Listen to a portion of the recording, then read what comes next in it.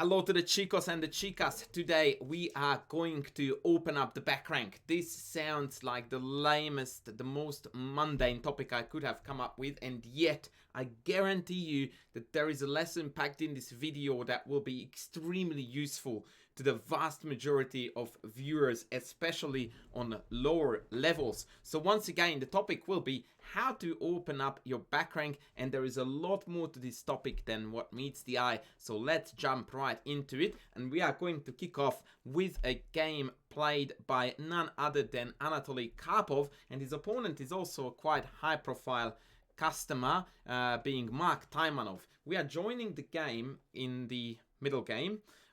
White is clearly better in this French structure. We can see that the knight is going to come to d4. Black has a bad bishop. There is a potential for creating a pass pawn here. Obviously the d5 passer is irrelevant because it's blockaded.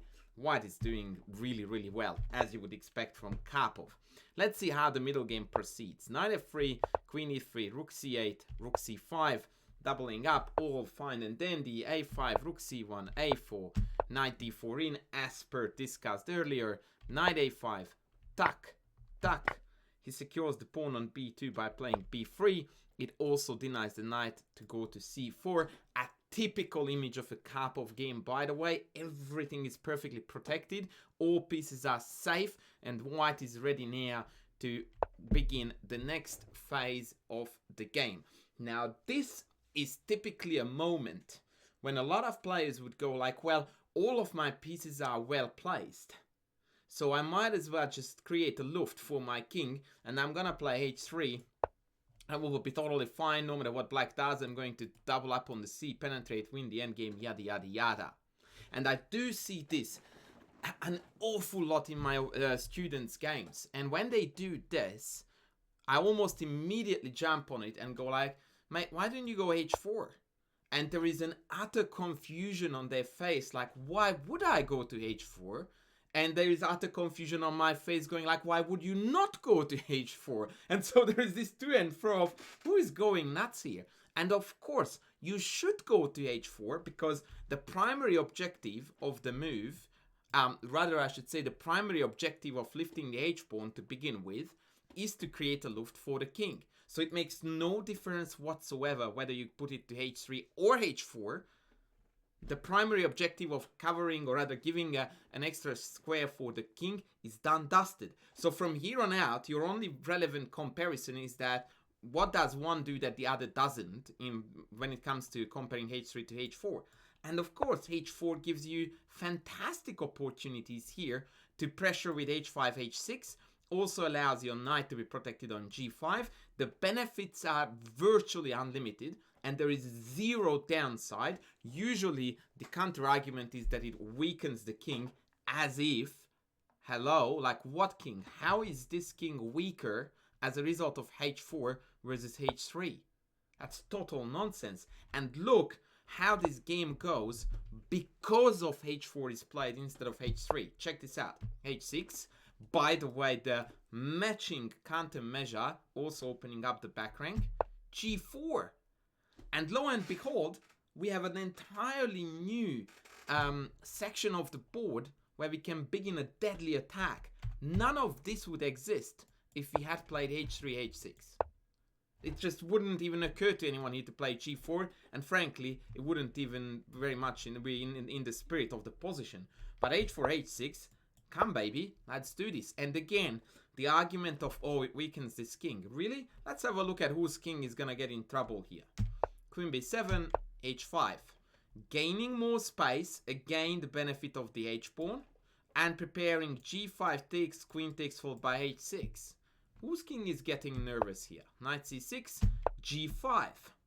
Weak white king, eh? Let's have a look. Knight takes, takes, takes, mate in 2 is threatened. Weak king, huh?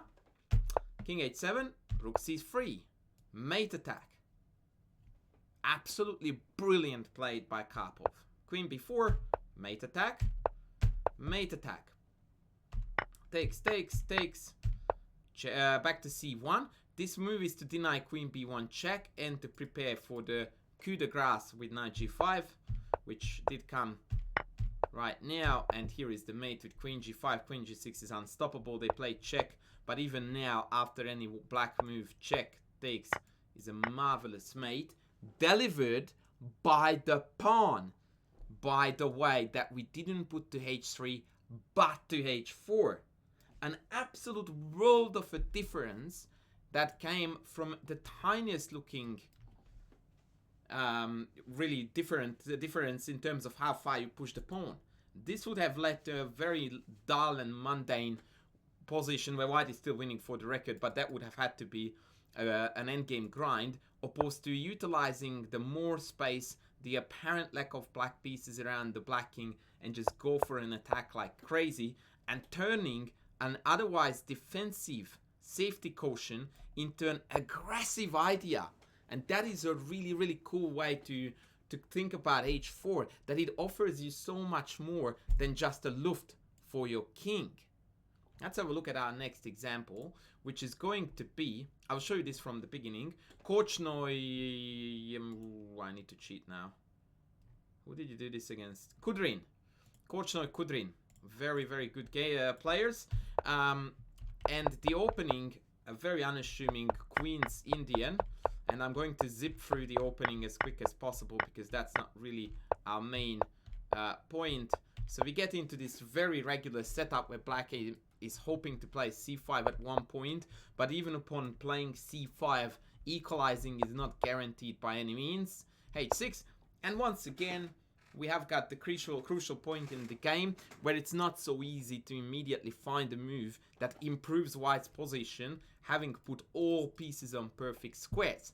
This is again usually a point where, you know, lower rated players go like, okay, I might as well open up the back rank, which by the way is not really a good way to think about things, because there is virtually zero chance of anything happening on the back rank. But here Korchnoi again goes like, well, why don't I go h4? Which actually does open up the back rank should the need arise. But again, we are combining defense with attack. Look at that. Knight d7, knight g4, dodging the trade. No thank you. Knight back, no trade still. And now g4, g5 is good to go. Queen c7, no trade thank you. Bishop a8, threatening c5. And now Korchnoi pulls the trigger. g4, c5, d5 take, and now g5 again is gonna come with elementary power. And again, I can't help but stress this. Whose king is weak here? Is it the white king or the black king? I really want you to think about it, because the fact that the black king is now going to become a target of this attack is a direct result of white playing h4 instead of h3, and then following it up with g4. So it should not be looked upon as burning the bridges, not at all. What these moves do is that they exploit the fact that this king is quite vulnerable, because the majority of the black pieces will not be able to defend it, including the knight that's going to be kicked out. That's gonna be kicked out very, very soon with g5. Here we go. Tuck, tuck, tuck. Knight e4, knight f5, and the attack rages on. Knight back to d6, queen f4, a very annoying pin. Note that knight f5 is met by rook e8, queen c7, tuck, tuck, tuck, d6, and this is all over, red rover, take, knight e7 check, and we are going to come with a checkmate on h8, see ya, wouldn't wanna be ya. Knight d6 was played, and after rook e1, black resigned because the mate is unstoppable. Again, this H file would have never been cracked open without us being committed to H4. Now, I totally didn't know about this game, by the way, and then I played recently a very similar structure with white. I will show you very quickly. I will fly through the opening, but essentially a same Catalan/Queen's Indian setup. I'm white in this game, and as you can see, we are following a very, very similar path. And sure enough, yeah, rook c2 was a bit meh. I think knight e5, bishop f4, or even c5 would have been better, but I want to cut to the chase. Tuck, tuck, tuck, tuck, tuck, tuck, tuck. And we are going to land in an endgame scenario, and here we go, h4. because I wanted to do something with my back rank, and although it's technically unnecessary because there is a bishop or a luft already here, but quite often in this structure black takes and then plays queen b7 check when sometimes the king comes back. So this is not a bad measure at all, although I must add that here bishop takes, queen takes, and rook d6 is just complete carnage. But check out what happens as a result of h4. Bishop takes, king takes, h6, very similar to the Korchnoi game. b4, I wanted to cut out queen c5, tuck tuck, and g4. Just like the Korchnoi game, and here we have hardly any material left on the board, and still this kingside progression is super annoying for black to deal with. They played rook f8, g5, and that's it. It's game over. Now the evaluation is plus 2.5. Take, queen b7 check, and I'm very happy to trade queens here, because in the resulting endgame, as a result of my kingside lineup, now I'm going to kick the knight. Knight d7 is going to win the pawn on b6, and two connected pass pawns, as we know, is all over red rover. The game ended right here after a couple of... actually, my opponent blundered the rook, but it didn't matter. Like, even after rook b8, c5, it is like plus 8 right now, 9. So, yeah, there's nothing to talk about. Once again, h4. I've got two more for you. No, one more. This is my favorite. This is so absolutely brilliantly just next level. Check this out. Here, actually, I thought for a while when I looked at this game that black was on course with, you know, trading a bucket load of pieces against the IQP. However, there's one point in this game that is even more important than the structure, and that is the utterly poorly placed knight on b7. Now, let's check out how white sets about exploiting it. Note that queen check doesn't win the knight because of the block. Queen c7, queen f5. Cheeky bugger, back rank mate. You know what's coming, don't ya? Not h3, let me tell you that. 100% not h3, but h4. And the benefits are so numerous and obvious, by the way. First and foremost, we've secured another attacking square for the knight to support the attack against f7. And more importantly, number 2, as soon as this queen disappears from here, h5, h6 is gonna be extremely annoying.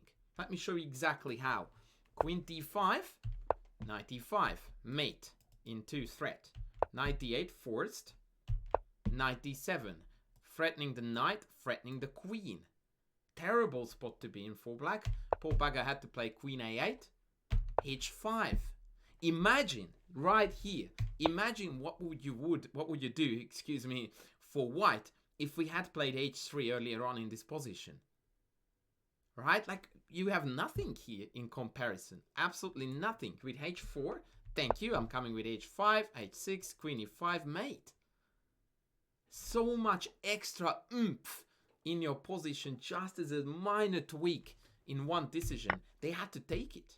But taking also leads to a very ugly position because this king is utterly exposed. King h8, queen e5 check. I think this would have been some... Oh, actually not even. This is actually not just winning time on the clock, but it's meaningfully improving the queen's position, hitting that way too. And after knight f6, it was prime time for black to throw in the towel, because the only way to stop the mate on g8 is to move the knight, which in turn allows a mate in 2 on h7. And again, all the hard work in this game was done by the brave h pawn. So to cut this long story short, anytime, virtually every single time, and by the way, I haven't shown you any endgame scenarios where it applies even more heavily than in middle game scenarios, but anytime you are about to open your back rank with a side pawn, always pause, stop, and go like, hang on. How am I better off if I play h3 or if I play h4? And I'm not trying to tell you that it's always h4. What I'm telling you, however, is that it's far more often h4 than you would think. And so pause, reflect, and don't play autopilot h3 moves ever, because you will find that you will get a lot richer position with far more opportunities in many cases by playing h4 instead of h3. free. I hope this was useful, guys. I thank you for watching this video. Please don't forget to like, to sub, to comment, to super like, and I'm going to see you in the next one. Thanks for watching.